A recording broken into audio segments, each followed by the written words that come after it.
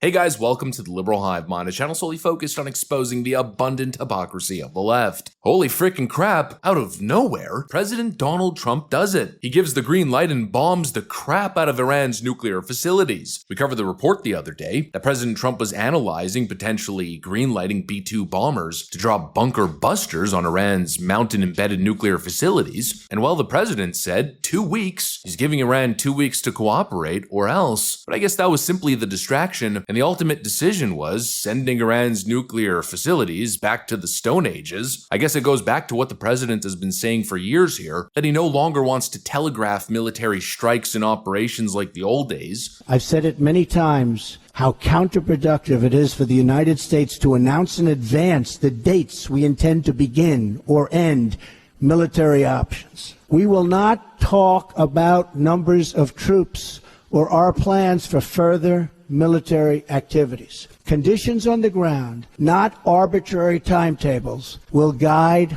our strategy from now on. America's enemies must never know our plans or believe they can wait us out. I will not say when we are going to attack, but attack we will. He's made it very clear in terms of military strategy. His intention is to keep people in the dark and keep people guessing, and that, I guess, explains it. Well, anyways, this is obviously a potential pivotal moment in history. Let's take a look at what's happening here, and let me try to do my best analysis. We got some stuff to get into, so let's roll the tape. Alright folks, so the reports came in yesterday morning. Military observers spotted B-2 Spirit stealth bombers in motion, according to the reports specifically heading to Guam's Anderson AFB from Whiteman Air Force Base. New reports from open source plane spotters show 6 B-2 stealth bombers from Whiteman Air Force Base in Missouri appearing to head toward a U.S. Air Force base in Guam. The B-2 can carry 2 15-ton bunker buster bombs that could be used to target Iran's heavily fortified Fordo nuclear site. This is a second U.S. aircraft carrier will arrive in the Middle East this weekend. President Trump will return later today to the White House for an intelligence briefing. And so it seemed in the morning as if the writing was on the wall. Something was happening. Bunker busters potentially heading to Iran. Then by 8 p.m. Eastern time, the internet is abuzz. It happened. News from the President of the United States that there has been an attack inside Iran. Operation Greenlit and executed, and then comes the post from the president himself on Truth Social. Quote, "We have completed our very successful attack on the 3 nuclear sites in Iran, including Fordo, Natanz, and Isfahan. All planes are now outside of Iran airspace. A full payload of bombs was dropped on the primary site, Fordo. All planes are safely on their way home. Congratulations to our American heroes. There is not another military in the world that could have done this. Now is the time for peace. Thank you for your attention to this matter." He also made this post, "Fordo is gone." And so according to the president, Iran's nuclear facilities are completely evaporated. And now, of course, comes the question of implications. Well, we obviously got to take our focus to the end of President Trump's statement, which seems quite paradoxical to his critics. He announces the successful bombing of Iran's nuclear facilities, and in the same statement calls for peace. Quote, "Now is the time for peace." And that, of course, has the critics leading with this angle. Texas Patriot writes, quote, "We bombed Iran," followed by "Now is the time for peace" is the most deranged and contradictory statement ever. But I guess the defense would be that this action follows the rules of the Trump doctrine on foreign policy. Open the door for peace, make the offer, and then give the other side opportunity to engage. And if they don't, well, of course, there's the underlined threat, which is enforce consequence. Lead with military might. And well, in this case, the argument would be that Iran was given 60 days to meet to negotiate. That clock ran out, and so Trump acted. I guess the logic would be that if there's an underlying threat of military action, if the hard line was set that Iran is not to pursue a nuclear weapon, and then they do and refuse to cooperate, well, the threat of retaliation has to be real. It can't be a bluff. That's probably what the president's angle would be. He warned them and they didn't listen. And here, of course, is where things get a little bit concerning. The question comes right back, was the target valid? Because, of course, if this turns out to be another bogus weapons of mass destruction moment, well, you know exactly what's going to happen then, right? Obviously, the line was clear, no weapons-grade uranium, but the president insists that the intelligence is solid. 20 years ago, you were skeptical of a Republican administration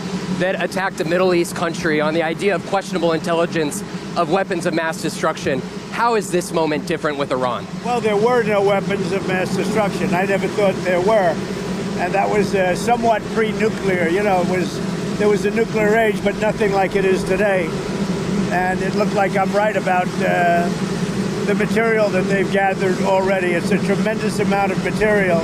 And I think within a matter of weeks, or certainly within a matter of months, they're going to be able to have a nuclear weapon. We can't let that happen.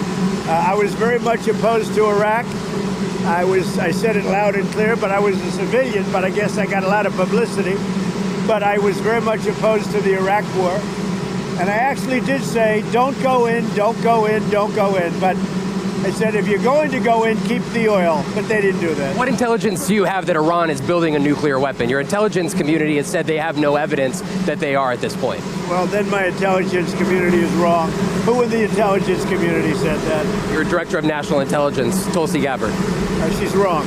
President Trump insists that the intel is there, and so I guess we have to push for the proof. And if that's the case, well, the president insists that this is where the American interest lies. It seems like this issue on whether or not the United States should strike is kind of dividing a lot of your supporters.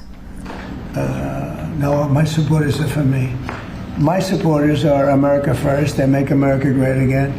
My supporters don't want to see Iran have a nuclear weapon. And so, yeah, as I said it, the proof has to back up the actual attacks. But now here we are, and I guess the hope is that this puts Iran into such a weakened, panicked state where they're forced with no choice but to surrender. I mean, according to the reports, it's absolute devastation for the Iranian regime. This effectively destroys Iran's capability to enrich uranium at this level that they would need. There are thousands of centrifuges in these sites, and the fact that the Americans have the bombs and have decided to use them to strike deep underground puts Iran in a position where at some point it will have to make a decision about the future of this regime, because the Israelis went after many of the air defense systems around these nuclear sites. They went after the sites that they could target with the fighter jets that they have. We talked with those Israeli pilots earlier in the week.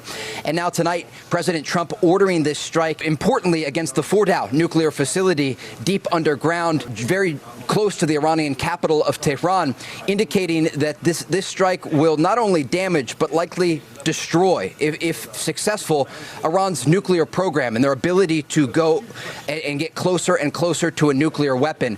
We expect to get more reaction from Israeli officials tonight, Brett, about this key strike that will change the course of the Middle East forever. According to the Fox News report, the president has effectively destroyed Iran's capability to enrich uranium at the level that they would need to produce a weapon. Well, is it now naive to expect a total and unconditional surrender from the Iranian regime? I don't know what's going to happen. I don't know if we avoid war here. I don't know if we've officially thwarted Iran's nuclear weapons ambitions, and now we just get to live happily ever after. That's something that only time will tell. But what I genuinely feel is that the president is indeed going to be looking for some sort of deal here. We'll have to see exactly what happens here. We'll have to see what the reaction is. Fundamentalist Muslim nations aren't exactly known for surrendering easy. Time will tell, but what I'm hoping for is not walking into yet again another major conflict that basically lasts until my newborn daughter is in college. I think for the most part, the future is unknown here. We're kind of just watching history play out in a way, in real time. And I guess which story is going to be etched into the history books? One of triumph and American power on display, keeping the world in check? Or are we walking into potentially another multi-decade-long military engagement that changes history forever? I have concerns of retaliation, of potential terrorist attacks on American soil, or a further plunge into radicalism in the region. But who knows? I mean, truthfully, you can never predict these things. I think it's really truly just wait and we'll see what happens. You know, in a way, the Rubicon has been crossed, and so there's no more consideration for what if we didn't cross the river. We did. We're on the other side of the Rubicon, and so I guess get ready for Act 2.